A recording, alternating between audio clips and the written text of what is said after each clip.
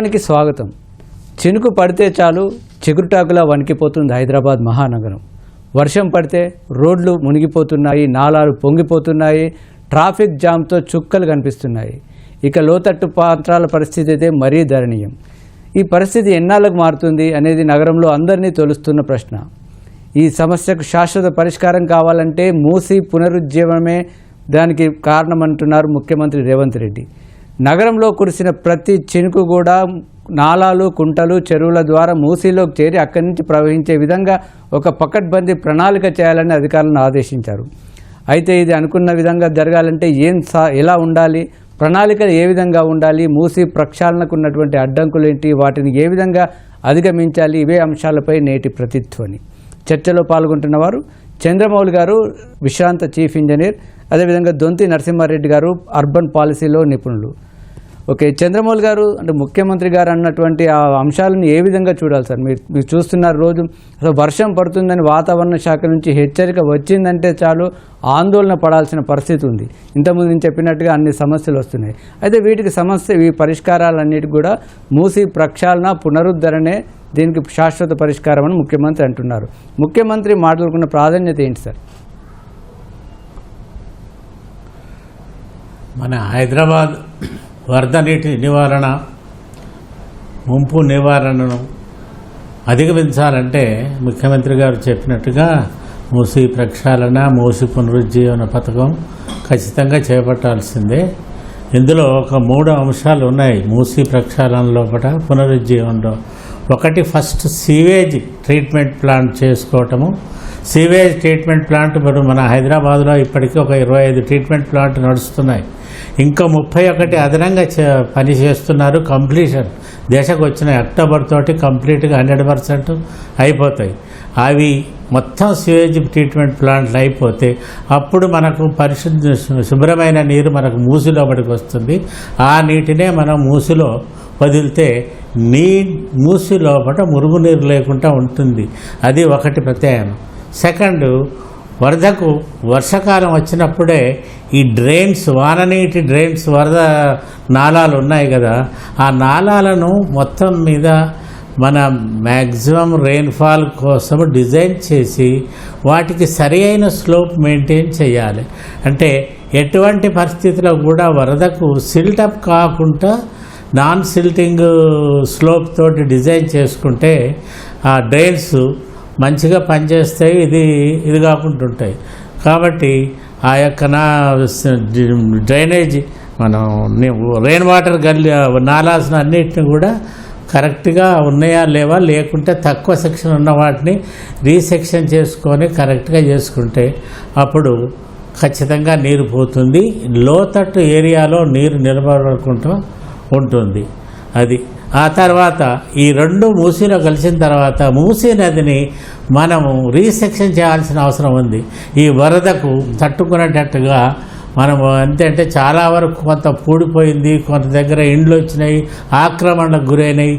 వీటిని అన్నిటినీ తొలగించేసి ఒక కరెక్ట్ సెక్షన్ మనం మూసీ నదిని కరెక్ట్ సెక్షన్గా పునరుద్ధరించాల్సిన అవసరం ఉంటుంది. Right from Osman Sagar, right from Himayat Sagar, ఈ రెండింటి వచ్చి లంగర్ హౌస్ దగ్గర సంగమం, అక్కడి నుంచి along the Musi up to ORR వరకు కూడా మూసీ నదిని 2 దిక్కుల కూడా సైడ్ వాల్స్ కట్టేసి, ప్రొటెక్షన్ బండ్స్ కట్టేసి, తర్వాత ఎంక్రోచ్మెంట్ లేకుండా ఉండి కరెక్ట్గా ఈ మూసీ నది గర్భంలో కూడా కింది అడుగు భాగం మొత్తం ఒక్క లెవెల్గా ఉండేటట్టు చేసి, ఆ తర్వాత ప్రతి 2 కిలోమీటర్ల దూరానికి ఒక చెక్ డ్యామ్ కట్టేసి మూసీ నది గర్భంలో ఎప్పుడు నీరు ఉండేటట్టుగా, పారేటట్టుగా, స్లోగా నీరు పారుతూ ఉండేటట్టుగా మెయింటైన్ చేస్తే అప్పుడు నిజంగా అది మనకు ఒక నీటిని, మన వరద నీటిని మనం ముంపును ఆపుకోవడమే కాక మనం నీటిని ఎప్పుడు శుభ్రంగా, మూసీని శుభ్రంగా ఉంచుకోవచ్చు. తర్వాత మనకు పరిశుభ్రమైన ఏరియాగా ఉంటుంది. దాన్ని చేయాలంటే మూసీని మొదలు రీసెక్షనింగ్ చేసుకోవటము, మంచిగా ఈ ల్యాండ్ అక్విజిషన్ చేయటము, వీటిని ఇండ్లను తొలగించటము, ఇవన్నీ చేయటం చాలా ముఖ్యం. అవన్నీ ఉద్యమాలుగా చేస్తేనే తప్ప మూసి రీసెక్షన్ చేస్తే తప్ప వరద నివారణ కాదు. ఓకే ఓకే నరసింహారెడ్డి గారు, అంటే సీఎం చెప్తున్నటువంటి ఆ సూచన ఏంటంటే ప్రతి వర్షం హైదరాబాద్లో కురిసిన ప్రతి వర్షపు చుక్క కూడా చెరువులు, కుంటలు, నాలాల ద్వారా మూసీలోకి వెళ్ళాలి. అక్కడ మూసీలో కూడా ప్రవాహానికి ఎలాంటి అడ్డంకులు లేకుండా ముందుకెళ్ళాలనేది సీఎం సూచన. దీనికి ఇది సాధ్యం కావాలంటే ఇప్పుడు ఉన్నటువంటి పరిస్థితులు, దానికి ఉన్నటువంటి ప్రధానమైన సవాళ్ళు ఏంటి సార్? మొట్టమొదట ఈ కళ ఏందో నాకు అర్థం కాలేదు. ఎందుకంటే ఏ వర్షపు నీరు కానీ అది మొత్తం కూడా మూసీలోకే ప్రవహిస్తుంది. మూసీ పరివాహక ప్రాంతంలో పడ్డ వర్షం మూసీలోకే పోతుంది అది అంతిమంగా. ఇది పోవాలి అని ముఖ్యమంత్రి గారు చెప్పడం ఏందో నాకు అర్థం కాలేదు. రెండోది, హైదరాబాద్లో కురిసిన ప్రతి వర్షము మూసీలకు వెళ్ళక ముందే రోడ్లపైన పొంగుతున్నాయి, నాలాలు పొంగిపోయి రోడ్లపైన చంద్రబాబు గారు కంప్లీట్ చేయనండి, మీరు కాదు కదా మాట అన్నది. కాదు నేను చెప్పండి సార్. ఇప్పుడు నిన్న సమీక్ష చేసి ఆ ప్రకటన చేసిన పరిస్థితి చూస్తున్నాం.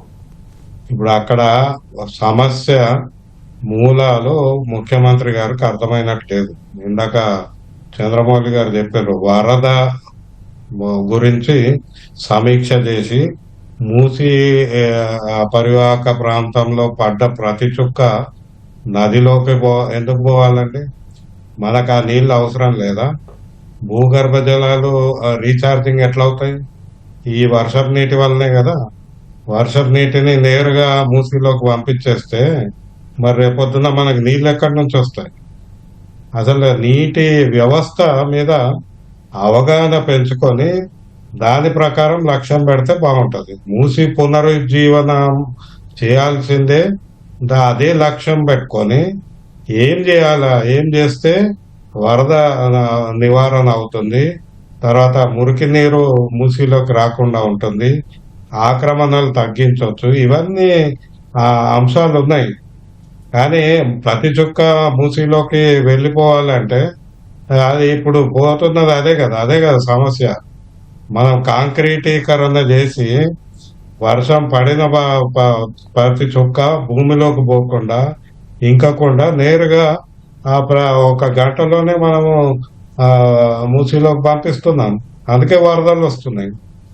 కాబట్టి ఇది టాప్ సీటర్వి ఆబ్జెక్టివ్స్ కాదు, పునరుజ్జీవనం. ఓకే నరసింహారెడ్డి గారు, ఇప్పుడు ఉన్నటువంటి అంటే మనం రోజు చూస్తున్న ఈ సమస్యకు అసలు ప్రధానంగా మూలం కారణం ఏంటంటే సార్, ఇన్ని సమస్యలు, లోతట్టు ప్రాంతాలు జలమయం, రోడ్లపైన నీళ్లు పొంగడం, ట్రాఫిక్ అంతా స్తంభించడం, ప్రతి చిన్న వర్షానికి కూడా ఎందుకు ఇంత అవుతుందంటారు? మరి అక్కడ రెండు సమస్యలు మనకు స్పష్టంగా కనపడుతుంది. ఒకటేమో మనం సహజ నీటి ప్రవాహ వ్యవస్థ ఏదైతుందో దాన్ని ధ్వంసం చేసి దాన్ని నామరూపకుండా చేసి ఎక్కడికక్కడ బిల్డింగ్లు, రోడ్లు నిర్మాణం చేసుకున్నాం. ఇప్పుడు మీరు చూడండి, ప్రతి రోడ్డు వర్షం పడగానే కాలువ అవుతుంది. ఎందుకైతుంది? ఎందుకంటే ఆ పక్కన ఉండే బిల్డింగ్లు, భవనాలన్నీ మీద పడే వర్షాన్ని నేరుగా పైప్ లైన్లతోటి రోడ్డు మీదకి వదిలిపెడుతున్నారు. అయితే రోడ్డు మీదకి వదిలే బదులు మనకు డ్రైనేజ్ సిస్టమ్ ఉండాలి. చంద్రబాబు గారు చెప్పినట్టు డ్రైనేజ్ సిస్టము ఎంత ఉన్నది? ఇప్పుడు హైదరాబాద్ లో 1400 కిలోమీటర్లు ఉందని చెప్తున్నారు. మరి రోడ్ సిస్టమ్ ఏమో దాదాపు 9000 కిలోమీటర్లు. దీనికి రెండింతలు డ్రైనేజ్ సిస్టమ్ ఉండాలి. అందులో రెండు మనకు వర్షం నీటిని తీసుకెళ్లే స్టామ్ వాటర్ డ్రైన్ సిస్టమ్ ఒకటైతే, మురికి నీటిని తీసుకెళ్లే రెండో సిస్టమ్. ఈ రెండు సిస్టంలు ఎక్కడ కూడా ప్రణాళికలు లేవు. ఈ పెట్టుబడులు గత 20 ఏళ్ళుగా పెట్టుబడులు కూడా లేవు, తగ్గిపోయినాయి. దాని మీద పెట్టుబడి పెట్టాలంటే జాగా కావాలి మొట్టమొదట, తర్వాత ప్రభుత్వం నిధులు కావాలి. ఈ రెండు కావాలంటే మాస్టర్ ప్లాన్ లో మార్పులు రావాలి. హైదరాబాద్ మెట్రో వాటర్ బోర్డు నిర్వహణలో కూడా ఆ మార్పులు తీసుకురావాల్సిన అవసరం ఉంది. ఎందుకంటే ఆ బోర్డుకి వచ్చే ఆదాయంలో ఎక్కువ శాతం సబ్సిడైజ్ చేసేస్తున్నారు. ఆ వచ్చిన ఆదాయంలో వాళ్ళకి ఆదాయం తక్కువ, ఖర్చు ఎక్కువ ఉన్న పరిస్థితులలో పెట్టుబడులే లేవు మురికి నీటి వ్యవస్థ మీద, వర్షపు నీటి మీద అసలే లేదు, స్టామ్ వాటర్ డ్రైన్. ఇప్పుడు మొన్న జిహెచ్ఎంసీకి ఒక జీవో ఇచ్చింది ప్రభుత్వం. Hello okay hello okay walk for water వ్యవస్థాపకులు కరుణాకర్ రెడ్డి గారు కూడా మనతో జాయిన్ అయ్యారు. కరుణాకర్ రెడ్డి గారు, సరే హైదరాబాద్లో వరద సమస్యలకు పరిష్కారం మూసీ ప్రక్షాళన అని ముఖ్యమంత్రి అన్నారు. దానిపైన భిన్న అభిప్రాయాలు వస్తున్నాయి.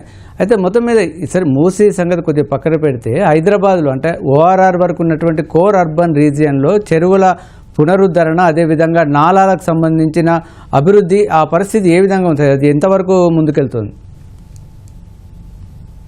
నమస్తే అండి. అయితే పెద్దలు చంద్రమౌళి గారు, నరసింహారెడ్డి గారి వారి ద్వారా ఏకాభిస్తూ నేనేమంటున్నానంటే, మూసీ ప్రక్షాళన కావాలంటే మొట్టమొదల హైదరాబాద్ లో ఉన్నటువంటి కొన్ని వేల చెరువులు చాలా వరకు అన్యాక్రాంతమైనవి. అండ్ మిగిలిన చెరువులన్నీ మొత్తము కాలుష్య కారకాలుగా మొత్తం డ్రైనేజ్ తో ఫిల్అప్ చేస్తున్నారు. ఎప్పుడైతే మనము ఈ చెరువులను పునరుజ్జీవం చేస్తామో, తర్వాత ఈ చెరువుల పునరుజ్జీవనంతో పాటు హైదరాబాద్ లో పడిన ప్రతి గ్రౌండ్ వాటర్ ను, అంటే చుక్కను మనము ఎక్కడ catch the rain where it falls అని అంటాం కదా, ప్రతి చుక్కను మనము సంరక్షణ చేయాలా, భూమిలోకి పంపించాలా. పంపించడానికి ఒకటి ఇంకుడు గుంతలు, ఒకటి అంటే రెయిన్ వాటర్ హార్వెస్టింగ్ స్ట్రక్చర్స్ ఒకటి చేయాలా. ప్రతి అపార్ట్మెంట్ లో ఉన్నటువంటి చాలా వరకు హైదరాబాద్ లో దాదాపు 10 నుంచి 12 లక్షల పై చిలుకు బోర్లు ఎండిపోయి ఉన్నాయండి. ఇంతకుముందు 200 ఫీట్లు, 500 ఫీట్లు, 600 ఫీట్లు ఉన్న బోర్లన్నీ ఎండిపోయినాయి. ఎందుకంటే గ్రౌండ్ వాటర్ ఆల్మోస్ట్ 1000 ఫీట్ల పైన పోయింది. ఈ ఎండిపోయిన బోర్వెల్ ప్రతి దాన్ని పునరుజ్జీవం చేయాలా. ఎప్పుడైతే మూసీ ప్రక్షాళన జరగాలని మనకు థీమ్ ఏదైతే ఉందో, దానికి ఫస్ట్ బేసిక్ వర్క్స్ అండి ఇవన్నీ. రూట్ కాజ్ అంటాం కదా, ఈ చెరువులకు వెళ్లే ఏదైతే ఈ డ్రైనేజ్ ఉందో, ఈ చెరువుల ఆక్రమణ ఉందో, వీటన్నిటిని తొలగించి ఈ చెరువులను ప్రక్షాళన చేయడం అనేది ఫస్ట్. ప్రక్షాళన చేయాలంటే ఎట్లా చేస్తామంటే, ఫస్ట్ ఇన్పుట్ వాటర్ ను క్వాలిటీ పెంచాలి. ఇన్పుట్ క్వాలిటీ పెంచాలంటే ఫస్ట్ మనం ఏదైతే వాటర్ చెరువులకు ఈ నాలాల నుంచి ఎక్కడికైతే వెళ్తుందో, నాలాలను శుద్ధి చేస్తూ ఫస్ట్ అందులోకి వెళ్లే నీళ్లు చాలా అద్భుతంగా ఉండాలి. అంటే పోర్టబుల్ వాటర్ పంపించాలి. పోర్టబుల్ వాటర్ పంపించాలంటే ఫస్ట్ గ్రౌండ్ వాటర్ కూడా పెంచాలా. సో వీటన్నిటికీ ఒకటి లింక్ ఉన్నది. అందుకే ఎక్కడైతే వర్షము దగ్గర ఇప్పుడు గత 2-3 రోజుల క్రింద నుంచి మనము చూస్తా ఉన్నాము, హైదరాబాద్ నగరంలో మాక్సిమం ఎంత రెయిన్ఫాల్ అయిందండి? మాక్సిమం 1.5 గంట 2 గంటలు వర్షపాతం వస్తేనే రోడ్లన్నీ మొత్తము జలమయం అయిపోయి, నా కాలనీలన్నీ మునిగిపోయి ఇవన్నీ జరుగుతున్నాయి. సో ఫస్ట్ 25 నుంచి 30 లక్షల పైకి చిలుకు ఇళ్ళు ఉన్నాయి, నివాసాలు ఉన్నాయి. వీటన్నిటిలో పడ్డ నీరు ఏ ఇంట్లో, ఏ కాలనీలో, ఆ కాలనీలో నీళ్లను మనము భూమిలోకి పంపించగలిగితే, తద్వారా గ్రౌండ్ వాటర్ లెవెల్ పెరగడం వల్ల, తర్వాత ఈ అపార్ట్మెంట్లు, కాలనీలు, ఈ ఫ్యాక్టరీల నుంచి వెళ్ళే ఏ నీళ్ళైతే డ్రైనేజ్ ఉందో వాటిని ప్రాపర్ గా ట్రీట్ చేసి, రీసైకిల్ చేసి దాన్ని చెరువులకు పంపిస్తే, ఆ చెరువుల నుంచి ఓవర్ఫ్లో అయిన వాటర్ మాత్రమే మూసీకి వెళ్తాయి. అప్పుడు మాత్రమే మూసీ ప్రక్షాళన అనేది. మూసీని డైరెక్ట్ ప్రక్షాళన చేయడం అనేది పాసిబిలిటీ ఎట్లయితుంది? ఇన్పుట్ ఏమో మీరు డ్రైనేజ్ ఇస్తారు, ప్రక్షాళన చేయాలంటే పాసిబిలిటీ అవ్వదు నా తరఫుకెళ్ళి. Okay, right. Okay Chandramouli garu, అంటే ఈ నరసింహారెడ్డి గారు కానీ కరుణాకర్ గారు అని చెప్పేది, అంటే హైదరాబాద్లో ఉన్నటువంటి ప్రస్తుతం ఉన్నటువంటి రోడ్లు కానీ డ్రైనేజీలు కానీ ఒక 5 సెంటీమీటర్ల వర్షం కురిస్తేనే పరిస్థితి ఇలా కనిపిస్తుంది. ఇప్పుడు వాతావరణంలో వస్తున్న మార్పుల వల్ల కొన్ని గంటల్లోనే 20 సెంటీమీటర్ల వర్షం కూడా అప్పుడప్పుడు పడే పరిస్థితి కనిపిస్తుంది, నిపుణులు దీనికి చెప్తున్నారు. ఇలాంటి పరిస్థితుల్లో మూసీని లింక్ చేసినంత మాత్రాన, మూసీని నేరుగా మూసీకి అనుసంధానం చేసినంత మాత్రాన ఈ సమస్య పరిష్కారం అవుతుందా టెక్నికల్గా? అవుతుంది, తప్పకుండా అవుతుంది. ఎందుకు అంటే మనం వర్షం నీటినంతా వృధాగా పోనిస్తున్నాం. పోయి అంతా వర్షం నీరు డైరెక్ట్గా మూసికి వెళ్ళిపోతుంది. కానీ మన ఇంట్లో పడ్డ ప్రతి చుక్క మన ఇంట్లోనే ఇంకించుకుంటే మనకు గ్రౌండ్ వాటర్ పెరుగుతుంది, మనకు బోరు నీరు ఇస్తుంది. హైదరాబాద్ మెట్రో వాటర్ డిమాండ్ 50% తగ్గిపోతుంది. అది ఫస్ట్ థింగ్. అంటే దానివల్ల 60% రెయిన్ఫాల్, హైదరాబాద్ రెయిన్ఫాల్ మన ఇండ్లలోనే ఇంకించుకోవచ్చు.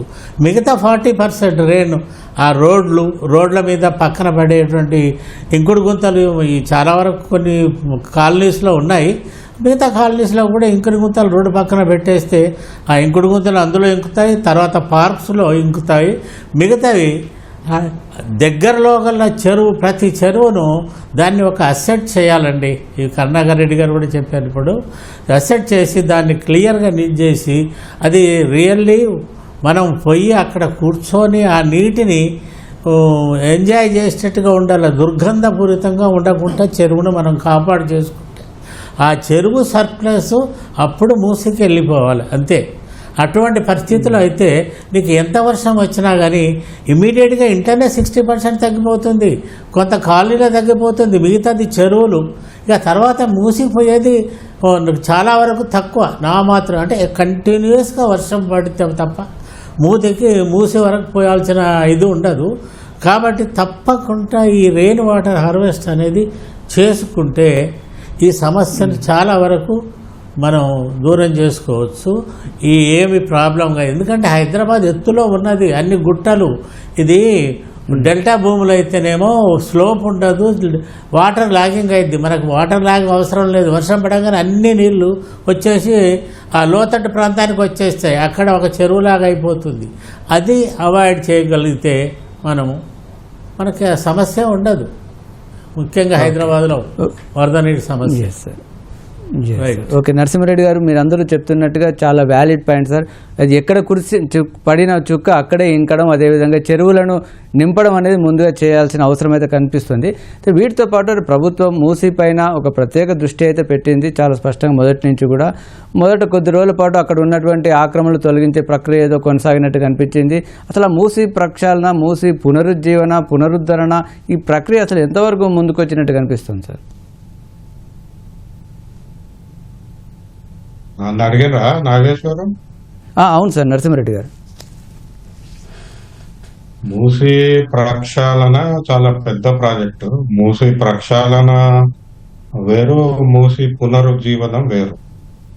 మొదటి నుంచి అయితే మూసీ పునరుజ్జీవనం అంటే అనంతగిరి హిల్స్ నుంచి ఎక్కడైతే మూసీ పుడుతుందో అక్కడి నుంచి మొదలవుతుంది. ఇక కేవలం కోర్ హైదరాబాద్ రీజియన్ తీసుకుంటే హైదరాబాద్ నగరంలో ఆక్రమణలు ఏవైతే ఉన్నాయో అది మూసీ మీదనే కాకుండా చెరువుల మీద కూడా ఉంది. అంటే చెరువులు కూడా మూసీ పరివాహక ప్రాంతంలో భాగమే.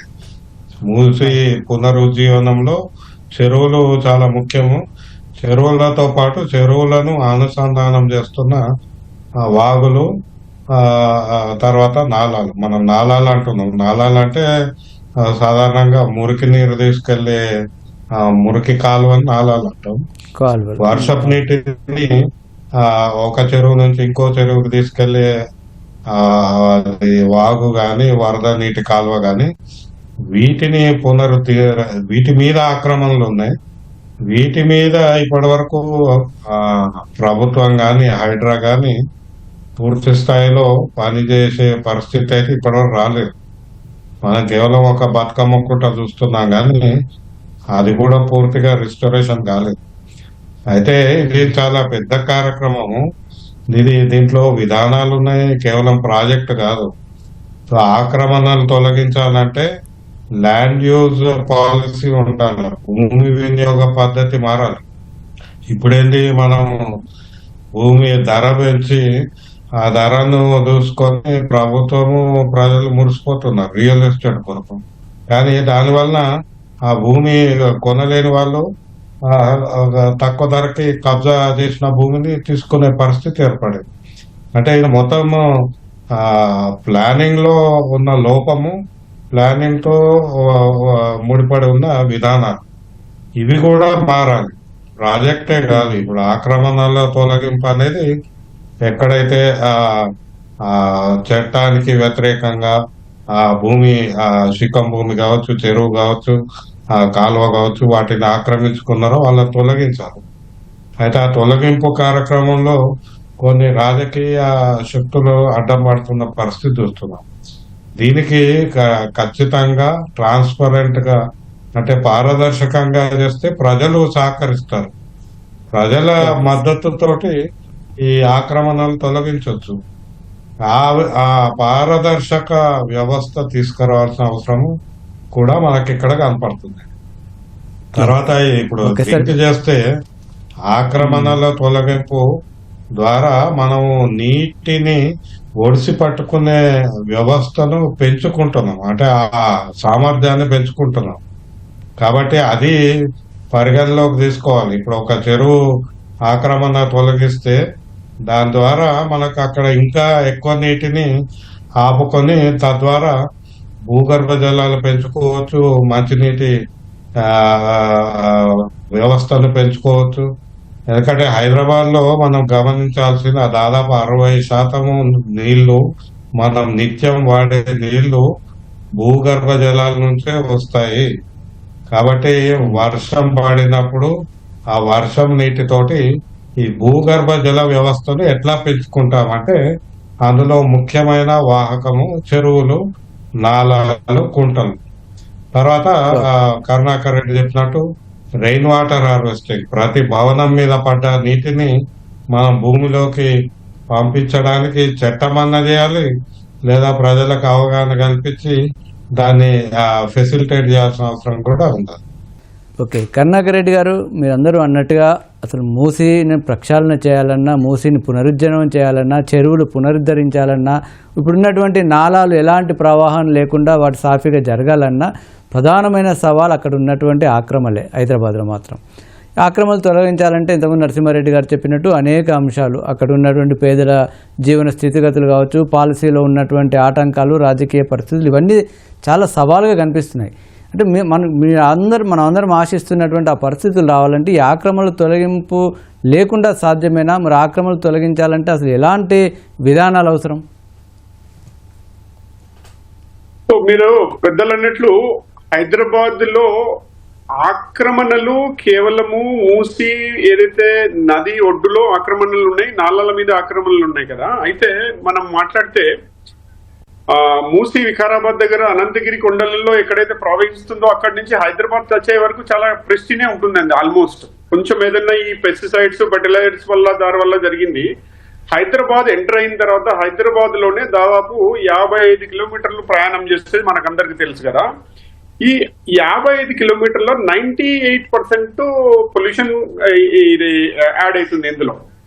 సో వీటికి మనం అనుకున్నట్లు మీరు ఏది ఏమైనా హైదరాబాదు జిహెచ్ఎంసీ ఏరియా ఏదైతే ఉందో ఇది 1,40,00,000 మంది యొక్క ఈ ఎఫర్ట్ అండి. ఇది మూసి కానీ ఇంకోటి కానీ. సో ప్రభుత్వంతో పాటు ప్రభుత్వం ప్రజలను ఫస్ట్ ఎంకరేజ్ చేయాలా.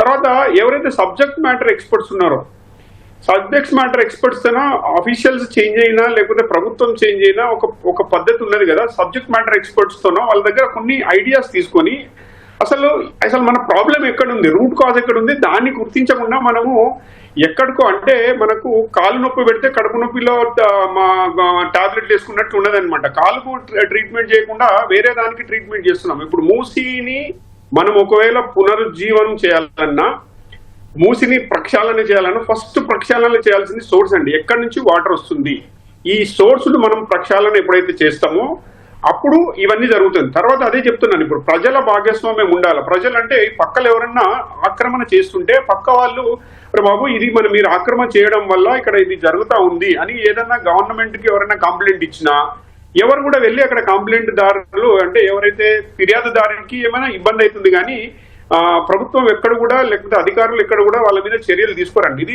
కొన్ని సంవత్సరాల నుంచి పైలప్ అయ్యి పెండింగ్ అయ్యి ఇదంతా జరిగి ఇప్పుడు ఒక పెద్దగా అంటే తీరని సమస్యగా మారింది. ఒక పెద్ద గుదిబండ లాగా మారింది అంటాం కదా మన భాషలో.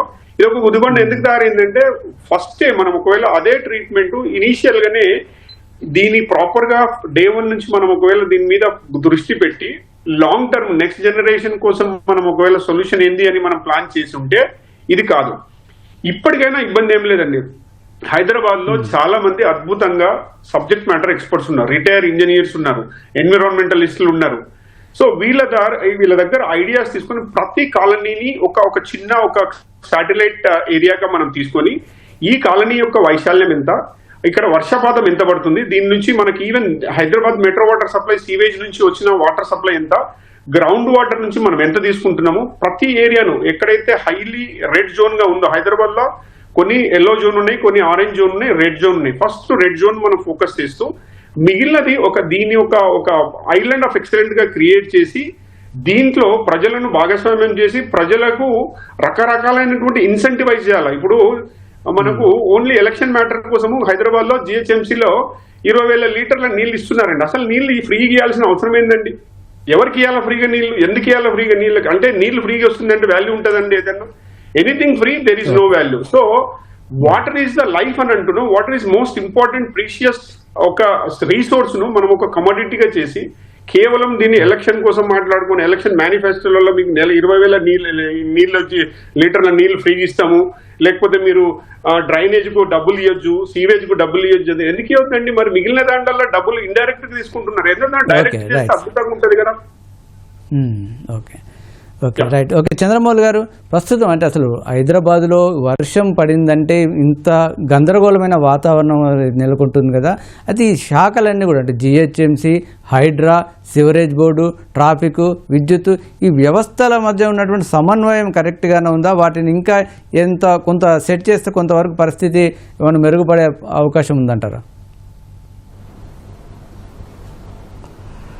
అంటే ఫస్ట్ ఇన్ఫ్రాస్ట్రక్చర్ను నువ్వు కరెక్ట్ చేయనంత వరకు, ఏది ఈ రెయిన్ వాటర్, స్టామ్ వాటర్ నాలాలని కరెక్ట్ చేయనంత వరకు, తర్వాత ఈ ఫ్లడ్ను తక్కువ చేయనంత వరకు, అంటే ఫ్లడ్ను ఫస్ట్ గ్రౌండ్ వాటర్గా మనం ఇంట్లోనే ఇంకించుకోవటం, ఫ్లడ్ను తక్కువ చేసుకోవాలి. తర్వాత నాలాలు పర్ఫెక్ట్గా మెయింటైన్ చేయనంత వరకు ఎప్పుడైనా అట్లే వస్తుంది. లోతట్టు ఏరియాలో వాటర్ పూలప్ అయిపోతుంది, దానివల్ల ట్రాఫిక్ సమస్య వస్తుంది. ఆ సమస్య రాకుండా మనం ఇన్ఫ్రాస్ట్రక్చర్ని ఏ విధంగా డెవలప్ చేద్దాము, దాన్ని ఎట్లా చేస్తే బాగుంటుంది అనేది ఆ మార్గంలో ఆలోచించుకుంటూ వచ్చి దాన్ని రెక్టిఫై చేస్తే ఈ సమస్య రాదు. సమస్య వచ్చిన తర్వాత పోలీసు వాళ్ళు వస్తారు, ఎలాగో ట్రాఫిక్ ఉంటుంది, పోలీసు వాళ్ళు వస్తారు, అంత వస్తారు. ఎంత వచ్చినా కానీ ఆ ట్రాఫిక్ ఒక్కసారి ప్రాబ్లం మొదలైందంటే అటు ఇటు ఒక గంట టైం వేస్ట్ అయిపోతుంది.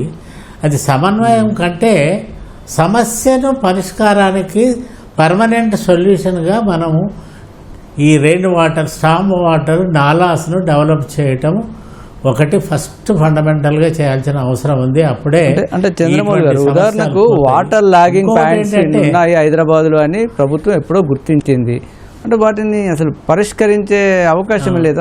అంటే శాశ్వత పరిష్కారం కాకుండా తాత్కాలికంగానైనా చేయొచ్చు.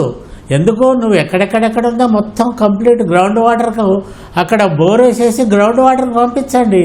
ఫస్ట్ ఫ్రాక్చర్ జోన్ ఒక 200 ఫీటు బోర్ వేసేసి ఎక్కడెక్కడైతే లో లయింగ్ ఉందో అక్కడ మనం బోర్లు వేసేసి పోతే డైరెక్ట్ భూగర్భంలోకి వెళ్ళిపోతాయి నీళ్లు. అట్లా అన్ని దిక్కులో చేస్తూ పోతే ఈ సమస్య చాలా వరకు తక్కువైపోతుంది. వీళ్ళు ఏంటంటే ఇప్పుడు ఒక దగ్గర ఒక 10 లక్షల లీటర్లది ఒక ట్యాంకు, ఈ ట్యాంకు, అదంతా అవసరం లేదు. ఎక్కడికక్కడ బోర్లు వేయాలి, ఆ జాలి పెట్టించాలి, ఫిల్టర్ పెట్టాలి, ఆ నీళ్ళు అక్కడనే భూగర్భంలోకి వెళ్ళిపోతాయి. మొత్తం ఎక్కడ రోడ్డు కొంచెం ఒక ఇటుక మందం ఒక ఫ్లో ఆగేటట్టుగా కొంచెం ఎత్తు కట్టేసి అక్కడ బోరు, ఇట్లా ప్రతి రోడ్లో ప్రతి ఫర్లాంగ్ ఒక బోర్ వేసేస్తే ఎక్కడ నీళ్ళు అక్కడనే పోతాయి. అది ఆ మార్గం అట్లా చేయాలి. కానీ ఇప్పుడు లక్షల లీటర్లను ట్యాంకులు కింద కట్టుకుంటే అదో పెద్ద హెవీ ఎక్స్పెండిచర్. చిన్న బోర్ 200 ఫీట్లు వేసేసుకొని దానికో ఫిల్టర్ పెట్టేస్తే అయిపోతుంది. You go for 100,000 bores. అంటే proper planning and proper way of solving the problem అనేది చాలా ఇంపార్టెంట్. ఆ విధంగా చూడక ఏదో ఒకటి పెద్ద ప్రాజెక్టు, పెద్ద ట్యాంక్ అని కట్టుకుంటూ పోతున్నారు. అట్లా కాదు. దానికి ఎఫెక్టివ్ విత్ లీస్ట్ ఎక్స్పెండిచర్ అయ్యే మార్గాన్ని ప్రభుత్వం ఎన్నుకొని చేస్తే చాలా వరకు అవుతుంది. ఇప్పుడు ఈ డిపార్ట్మెంట్లో సమన్వయం అంటే మొదలు వీడు రోడ్ వేసిన తర్వాత వాడు వచ్చేసి వాటర్ తవ్వుతున్నాడు. అది ఏం సమన్వయం? అందుకే గవర్నమెంట్ రోడ్డు శాంక్షన్ చేసే ముందు అక్కడ డ్రైనేజ్ కంప్లీట్ అయిందా, డ్రైనేజ్ కంప్లీట్ అయితేనే రోడ్డు శాంక్షన్ చేయాలి. అప్పుడు మళ్ళీ ఇంకోటి ఆ డ్రైనేజ్ కూడా ఇటు డ్రైనేజీ ఇటు వాటర్ ఉంటే ఇటు క్రాస్ పైప్స్ వాటర్ లైన్, ఇటు డ్రైనేజ్ క్రాస్ పైప్స్, అంటే ప్రతి ప్లాట్కు ఒక డ్రైనేజ్ కనెక్షన్, ఒక వాటర్ కనెక్షన్ వచ్చేటప్పుడు నీకు డ్రైనేజ్ వేసేటప్పుడే డిపార్ట్మెంటే వేయాలి, వేస్తే రోడ్డు దొమ్మేదే ఉండదు. కాకపోతే ఏంటంటే చేసిన పనే మళ్ళీ చేసుడు, ఇవాళ రోడ్ వేయటము రేపు పొరగొట్టడం అనేది చాలా విచారకరమైన విషయము. అటువంటి పరిస్థితి రాకుండా డిపార్ట్మెంట్లో పనిచేయాలి, అప్పుడే సరైన సమన్వయంతో చేసినట్టు. ఎస్, ఓకే నరసింహారెడ్డి గారు, మొత్తం మీద ఒక వరద నీటి నిర్వహణలో మాత్రం ఒక సిస్టంలో మాత్రం లోపం చాలా స్పష్టంగా ఓపెన్గానే కనిపిస్తుంది. మీరందరూ ఉన్నట్టుగా ముందు చినుకుల వర్షం అంతా కూడా వాటర్ హార్వెస్టింగ్, అదేవిధంగా చెరువులు నింపడం, అదేవిధంగా సీఎం చెప్పినట్టుగా మూసీకి అనుసంధానం, ఈ ప్రక్రియ అంతా కూడా ఒక శాశ్వత ప్రక్రియ లాగా జరగాలంటే అసలు ఏం ప్రణాళిక ఏ విధంగా ఉండాలి, ఎవరెవరు ఇన్వాల్వ్ కావాలి, ఎలా ఉండాలి సార్?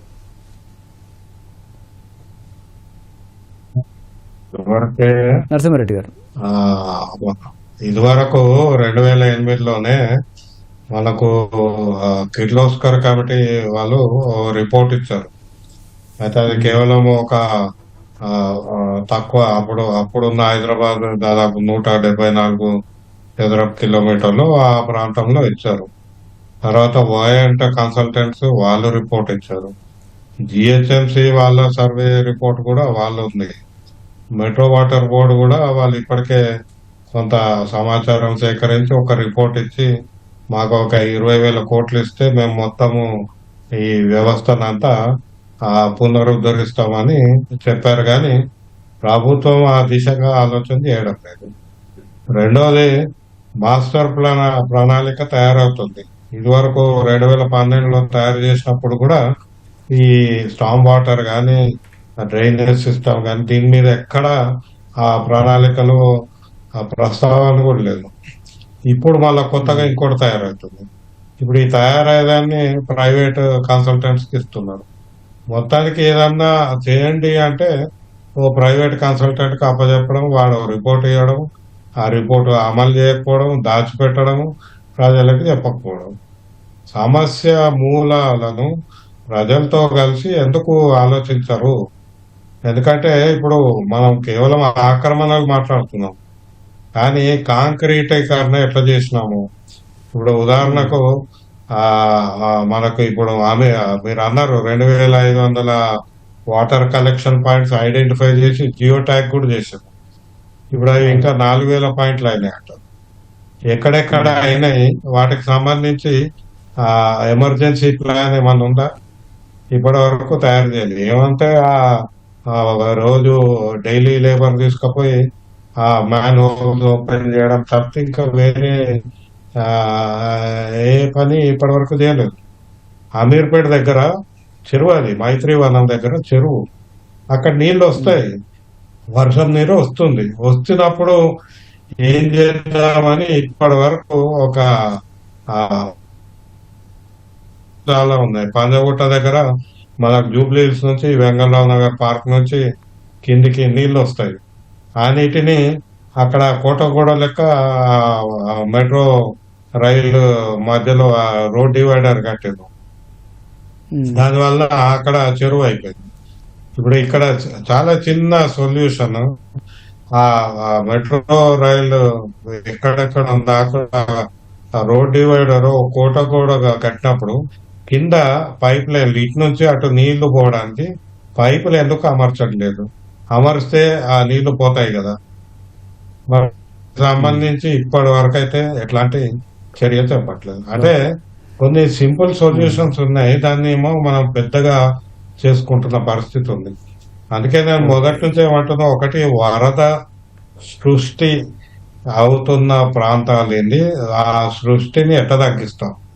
వరద సృష్టికి మొట్టమొదటి కారణము భవనాల మీద పడ్డ నీటిని రోడ్డు మీదకి వదలడం. ప్రతి భవనము ఖచ్చితంగా రెయిన్ వాటర్ హార్వెస్టింగ్ చేయాల్సిందే. దాని మీద క్రిమినల్ చర్యలు ఉంటాయంటే అప్పుడు వాళ్ళు చేస్తారు. ఆ చేసినా కూడా కొన్ని వాటర్ ఫ్లో ఉంటుంది, అది బయటకు వస్తుంది. ఆ బయటకు వచ్చిన నీటిని మళ్ళీ మనము ఎట్లా మేనేజ్ చేయాలనే దానికి ప్రణాళికలు చేయొచ్చు. దగ్గరలో చెరువుకు తీసుకెళ్లొచ్చు, కుంటకు తీసుకెళ్లొచ్చు.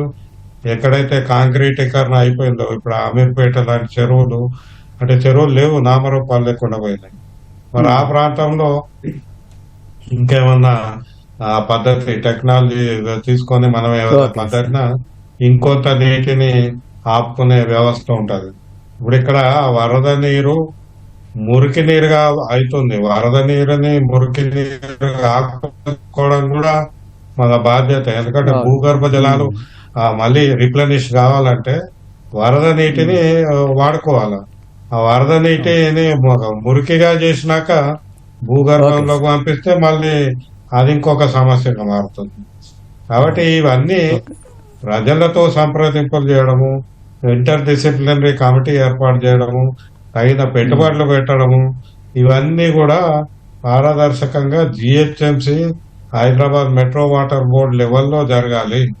ఇది ముఖ్యమంత్రి స్థాయిలో చేయాల్సింది కాదు. ఇది కాకుండా ఇవేమీ లేకుండా కొత్త ప్రాంతాలకు పోతున్నారు. ఇప్పుడు డ్రైనేజ్ సిస్టమ్ చూస్తే హైదరాబాద్ కోర్ రీజన్ లోనే డ్రైనేజ్ సిస్టమ్ ఎంతో కొంత ఉంది. ఇప్పుడు కొత్తగా వస్తున్న కోకాపేట ఆ ప్రాంతంలో అయితే 10% కూడా లేదు.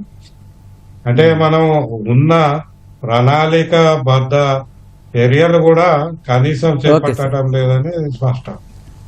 ఓకే, కరుణాకర్ గారు, మొత్తం మీద ఈ పరిస్థితులు, ఈ లోపాలన్నీ ప్రభుత్వం గుర్తించి హైదరాబాద్ నుండి ORR వరకు ఉన్నటువంటి కోర్ రీజియన్లో ఈ డిజాస్టర్ మేనేజ్మెంట్, విపత్తు నిర్వహణ బాధ్యత అంతా హైడ్రాకు అప్పగించింది. హైడ్రాకు దానికి సంబంధించిన నిధులు, వాటికి సంబంధించిన మెటీరియల్, స్టాఫ్, వాటన్నిటిని కూడా కేటాయించింది. దాని ఫలితాలు ఏ విధంగా కనిపిస్తున్నాయి? హైడ్రా ప్రారంభించిన ఉద్దేశము చాలా అద్భుతమైన ఉద్దేశం అండి. దాంట్లో ఉద్దేశంలో ఎటువంటి తప్పు లేదు. కానీ హైడ్రా ఉద్దేశం తర్వాత హైడ్రాకున్న ఎక్స్పీరియన్స్ ఏంటి ఒకటి, రెండోది హైడ్రా దగ్గర ఉన్నటువంటి సుశిక్షితులైన అంటే అనుభవం ఉన్నటువంటి సిబ్బంది ఎంతమంది ఉన్నారు, అసలు ఈ హైడ్రా ఉద్దేశం ఏంటి. నాకు తెలిసి హైడ్రా కేవలము ఇప్పుడు అంటే లాస్ట్ 1 year లో వాళ్ళు ఎక్కువ ఫోకస్ చేసింది ఎక్కడైతే ఇల్లీగల్ గా ఎంక్రోచ్మెంట్స్ ఉన్నాయో లేకపోతే ఇంకేదైతే ఉన్నదో దాని మీదనే వాళ్ళు చాలా వరకు దృష్టి పెట్టారు. కానీ మనం మాట్లాడుకున్నట్టు హైదరాబాద్ మహానగరం ఏదైతే ఉందో ఇది 1,40,00,000 మంది పైగా జీవిస్తున్నారు. ఇందులో హైడ్రా సిబ్బంది ఎంత ఉంటుందండి, దాదాపు మహా అంటే 150-200 మంది, మేబీ 500 మంది ఉండొచ్చు, చిన్న చిన్న కింది స్థాయి ఉద్యోగులకి తప్పితే. ఇంత పెద్ద మహానగరాన్ని దాదాపుగా 1000 చదరపు కిలోమీటర్ల ORR లోపల ఉన్నదంతా దాదాపు 1000 చదరపు కిలోమీటర్ల దూరంలో 1 చదరపు కిలోమీటర్కు ఒక సిబ్బంది లేరండి. సో నేను అదే చెప్తున్నా, ఏమైతే ప్రజల నుంచి ప్రజల చేత ఏదైతే వాళ్ళ అవసరాలను తీర్చాలంటే ప్రజలను భాగస్వామ్యం చేయాల ఒకటి. రెండవది సబ్జెక్ట్ మ్యాటర్ ఎక్స్పర్ట్స్ కావాలండి. హైడ్రాలో ఇప్పటి వరకు నాకు తెలిసి ఒక పోలీస్ విభాగం నుంచి అధికారి ఉన్నారు, మిగిలిన ఈ డొమైన్ సబ్జెక్ట్ నాలెడ్జ్ లేకపోతే హైడ్రాలిక్ ఇంజనీర్స్ కానీ అట్లాంటి వాళ్ళు లేరండి. ప్రతి ఒక్కరికి తెలుసండి, ప్రతి ఒక్కరి దగ్గర డేటా ఉంది. మీకు తెలుసా, గత ప్రభుత్వము దాదాపు ఒక 6 years పైన అయింది, 1000 పైగా రెయిన్ వాటర్ హార్వెస్టింగ్ స్ట్రక్చర్లు షాలో వెల్స్ తగ్గించారండి, 250-300 ఫీట్లు వేసేసి. ఇప్పుడు ఎవరన్నా చూసారండి ప్రజల యొక్క డబ్బులు దాదాపు 100 కోట్ల పైన ఖర్చు పెట్టారు. అసలు వాటి పరిస్థితి ఎట్లా ఉంది చూసారా? ఎవరైనా మెయింటైన్ చేస్తున్నారా దాన్ని? ఇంతవరకు అవి వేసినదంతా అన్యాక్రాంతం అయిపోయినాయి, లేకపోతే డస్ట్బిన్ లాగా అయిపోయినాయి. ఇట్లా మెయింటైన్ చేస్తలేరండి. కేవలము ఒక ఏమంటారు ఇన్ఫ్రాస్ట్రక్చర్ నిర్మించడం కంటే ఇన్ఫ్రాస్ట్రక్చర్ మెయింటైన్ చేయాలి. ఇప్పుడు హైదరాబాద్ లోనే 1000కి పైగా వర్షపు నీళ్ల గుంతలను తవ్విచ్చారు గవర్నమెంట్. అదే ప్రతి ఏరియాలో ఒక రిటైర్డ్ ఇంజనీర్, ఒక ఆఫీసర్, చాలా మంది ఉన్నారండి. నాకు తెలిసిన వాళ్ళని నేను చూస్తా ఉన్నాను. ఎక్కడికి వెళ్ళి సార్ ఇది చేయండి అంటే వాళ్ళు చాలా అద్భుతంగా చేస్తున్నారు. పోలీస్ డిపార్ట్మెంట్ నుంచి ఇంజనీర్స్ రిటైర్డ్ ఉన్నారు. వీళ్ళందరికీ ఒక మంచి వ్యామోహం, అది చేస్తే బాగుంటుంది. వాళ్ళ పేరు పెట్టి సార్ ఈ రెయిన్ వాటర్ హార్వెస్టింగ్ స్ట్రక్చర్ మీది, మీరు చూడండి సార్ దీన్ని అద్భుతంగా అంటే హైదరాబాద్ లో 1000కి పైగా 1000 అద్భుతంగా ఉంటుంది. ఇప్పుడు ఏది కూడా లేదండి, నో బడీ ఓనర్. ప్రభుత్వ ఆస్తులకు ఎవరు కూడా ఓనర్షిప్ తీసుకోవట్లేదు, ప్రజలను భాగస్వామ్యం చేయట్లేదు. సో హైడ్రా చేయాల్సిన అద్భుతమైన పని ఏంటంటే first localized subject matter experts ను, కాలనీ వాసులను, కాలనీ ప్రెసిడెంట్లను, కాలనీలో ఉన్నటువంటి ప్రతి ఒక్కరిని ఇన్వాల్వ్ చేసి వాళ్ళకు ఆ బాధ్యతలు, నిర్వహణ బాధ్యతలు అప్పగించి వాళ్ళకు కూడా శిక్షణ ఇవ్వాలా. చిన్న మెయింటెనెన్స్ ఖర్చులు ఏమంటే వాళ్ళకు కూడా ఇస్తే అద్భుతంగా ఫలితాలు వస్తాయండి. లేకపోతే కొంచెమే సిబ్బందితోనే ఎంత పెద్ద గొప్ప పనులు చేయడం ఇంపాసిబుల్ అండి. ఓకే, ఓకే నరసింహారెడ్డి గారు, అంటే సరన్నట్టుగా హైడ్రా అనేది జలాశయాల పరిరక్షణ, ఆక్రమణ తొలగింపుతో పాటు వర్షం పడినప్పుడు పరిస్థితులను చక్కదిద్దడం, వరద నిర్వహణ ఇలాంటి అనేక బాధ్యతలు అప్పగించారు. అయితే ఉద్దేశం మంచిదే కానీ కొంత ఇంకా మెరుగుపడాలని కరుణాకర్ రెడ్డి గారు చెప్తున్నారు. మీ అభిప్రాయం ఏంటి సార్? ఇప్పుడున్నటువంటి ఈ హైడ్రా వ్యవస్థను ఇంకా ఏం చేస్తే ఈ ప్రభుత్వం ఆశించిన ఈ లక్ష్యాలు నెరవేరుతాయి? చిన్న లక్ష్యంతో ఏర్పాటైంది. హైడ్రా ప్రభుత్వ ఆస్తుల పరిరక్షణ కొరకే ఏర్పాటైంది. కాకపోతే ప్రజలకు తర్వాత అభివృద్ధికి అవసరమైన 3 సంస్థలు మనం మాట్లాడుకోవాలి. ఒకటి జిహెచ్ఎంసి, రెండోది హైదరాబాద్ మెట్రో వాటర్ బోర్డు, మూడవది హెచ్ఎండిఏ.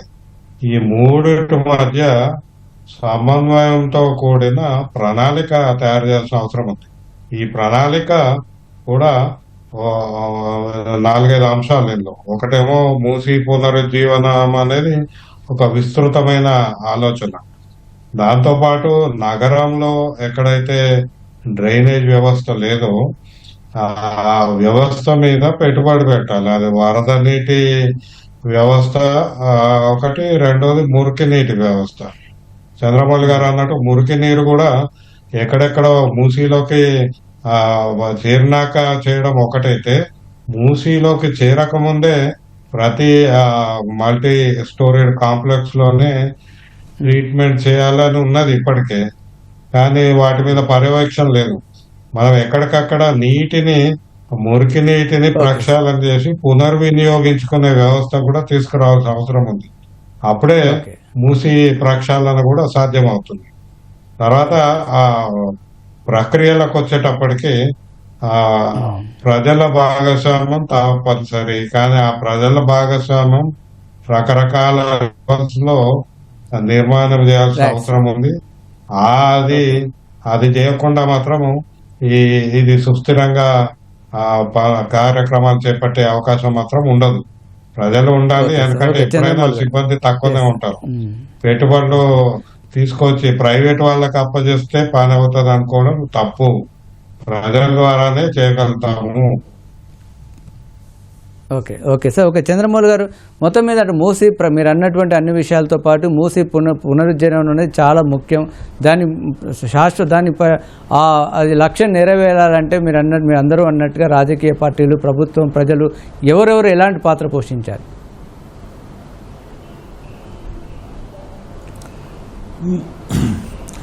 వేరే ఎవరు కాదు, కన్సర్న్ డిపార్ట్మెంట్సే ఖచ్చితంగా పని చేయాలి. వేరే 10 మంది వేరే వాలంటీర్స్ చేస్తారు అనుకునేది తప్పు.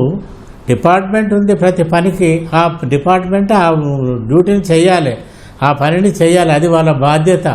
ఇంకా ఎవరో 4 డిపార్ట్మెంట్లకు పంచడం కాదు. ప్రతి డిపార్ట్మెంట్కు స్పెసిఫైడ్ వర్క్ ఉంది, వాళ్ళు ఖచ్చితంగా చేయాలి. ఇది ఇప్పుడు మూసీ పరిరక్షణ లోపల చేస్తారు వాళ్ళు. హెచ్ఎండబ్ల్యూ వాళ్ళు చేసే పని వాళ్ళు చేస్తారు, జిహెచ్ఎంసీ వాళ్ళు చేసే పని వాళ్ళు చేస్తారు. అదేవిధంగా మరి హైడ్రా వాళ్ళు చేస్తున్నారు. రేపు ఇప్పుడు మూసీ చేయాలంటే మూసీలో ఇప్పుడు ఉన్న ఫస్ట్ మూసీని క్లియర్ చేయాలంటే ఉన్న ఆక్రమణల నుంచి తీసేసి చేయాలంటే అదొక పెద్ద సమస్య. దానికి ఇమ్మీడియట్గా యాక్షన్ తీసుకోండి. ఇప్పుడు వాడి గుడిసె తీయాలంటే వాడి గుడిసెకు అయిన పైసలు ఇవ్వాలి, వాడికి ఇంకొక ఇల్లు, ఒక డబుల్ బెడ్రూమ్ ఇల్లు ఏదో ఒకటి ఇవ్వాలి. అంతేగాక వాడు నివాసం మారినప్పుడు లైవ్లీహుడ్ ఎఫెక్ట్ అవుతుంది, దానికి కంపెన్సేషన్ ఇవ్వాలి. అటువంటివన్నీ చెయ్యాలంటే ఈ మూసీ డెవలప్మెంట్ ఫ్రంట్ ఒక కార్పొరేషన్ లాగా ఉండి చేసి వాళ్ళకు ఫుల్ అథారిటీస్ తోటి ఉంటే ఆ పనులు తొందరగా అవుతాయేమో. ఈ గవర్నమెంటు వీళ్ళు కంపెన్సేషన్ ఇవ్వాలి, వీళ్ళు ఇది ఎందుకంటే ఇంకా కొన్ని ప్రాజెక్టుల కంపెన్సేషన్స్ ఇంకా పేమెంట్కు డ్యూ ఉన్నాయి. అందుకోసము మూసీ డెవలప్మెంట్ ఫ్రంట్ ఒక కార్పొరేషన్ టేకప్ చేస్తే బాగుంటుందని నా ఉద్దేశం. Okay sir, thank you sir, thank you చర్చలో పాల్గొన్నందుకు. ముఖ్యమంత్రి చెప్తున్నట్టుగా మూసీ ప్రక్షాళన, మూసీ పునరుద్ధరణ ముఖ్యమే. దాంతోపాటు వర్షంలో కురిసిన ప్రతి చినుకు కూడా ఎక్కడిదక్కడే ఇంకే విధంగా చెరువులు నిండే విధంగా కూడా ఒక శాశ్వతమైన ప్రణాళిక అవసరమని నేటి నిపుణులు చెప్తున్నారు. ఇది నేటి ప్రతిధ్వని.